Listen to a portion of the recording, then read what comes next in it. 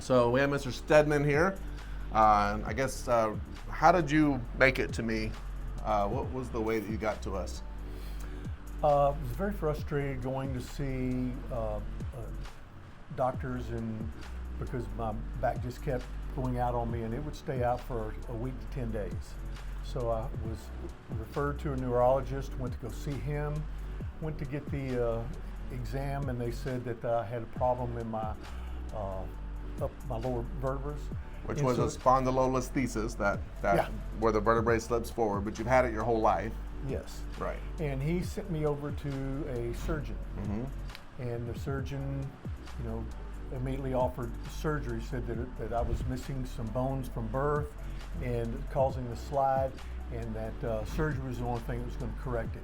He said I could go do some shots, and he'd put me through some therapy, which I did, and the therapy seemed to do okay for a while, but then next thing you know, it started back up again. Right. And when I came to see you, my back was out, and I couldn't get it corrected. It wouldn't correct. Right. itself It was at that sensitive. point in time. It got sensitive Yeah. and stayed sensitive. Stayed sensitive, just How never long? would release. How long was that episode, do you think?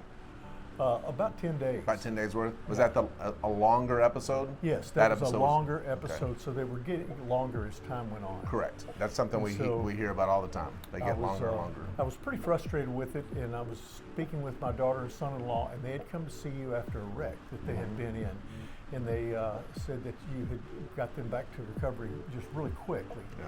So that's Yeah. how I came to get Yeah. to know you. Yes, this is the most common surgical recommendation that we see from a fusion standpoint is when you have a spondylolisthesis and you have multiple episodes over long periods of time, the surgeon's offer is typically going to be surgery.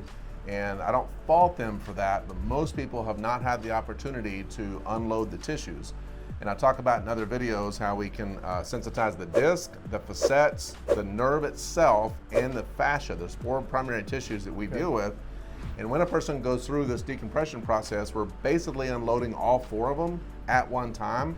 But we use other techniques as well, because it turns out that the machine helps us unload the facets. So when we put you on your side and I open up those facets, all these things help desensitize the tissue to give performance margin. Performance margin is your ability to load the spine without resensitizing it and be able to do more and more in life without resensitizing it. Now, you've been playing golf. In fact, you've been playing golf during the decompression process, right? Yes. Yes. After the first session, I was back to play golf. Right, yeah. And you're playing it pretty pain-free at this point. Yes, it's not Yeah. holding me up at all. 18 holes, no problem. Yeah.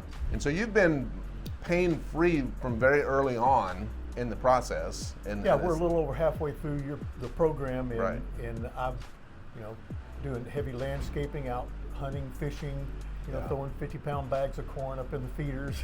And I actually want him doing those things because that It's tells kind of us been how good testing. he is. Exactly. Yeah. We're actually testing it, and then as we continue with this process, we're going to taper down and treating, and we're literally going to try not to treat, and we're going to see how well it holds. Yeah. And that's how we know that you really got better and that you increased your performance margin, because there's no way to really know that but in hindsight.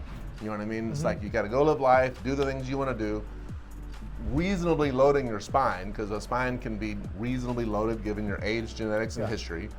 But the healthier it is, the more you can load it, the more life you can live. And that's the whole point of this process, is to be able to live more life without triggering your back.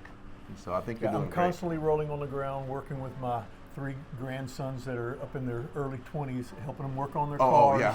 I thought you were wrestling with them. No, helping them work on their cars Okay. and things like this, Yeah. and that'll put some Little strain, strain on you and too, stress. Yeah, the leaning over, for example. When you lean over something, you're loading the spine. A healthy spine Constantly, can yeah. be loaded and not get sensitive, but that gives us an idea that your spine is getting healthier. Well, thanks for having this conversation with us. I think it helps Great. people to understand what the possibilities are, especially in the context of a surgical recommendation. Some people do need surgery, there's no question about it. But if you don't have the indications that, losing the nerve, severe pain that has not responded to anything, including what we do to unload the tissues, those are the 2 big ones, and then stenosis. If you have central canal stenosis of the neck and the low back, we often have to go the surgical route to unload those nerves and save the spinal cord. But otherwise, most people have not had the opportunity to truly kind of unload the tissues and make progress and gain performance margin and be able to live a better life. You know, I've been to chiropractors many times before because this has been going on for a long time, but I've never had anyone that really emphasized the decompression and the stretching out of the tissues.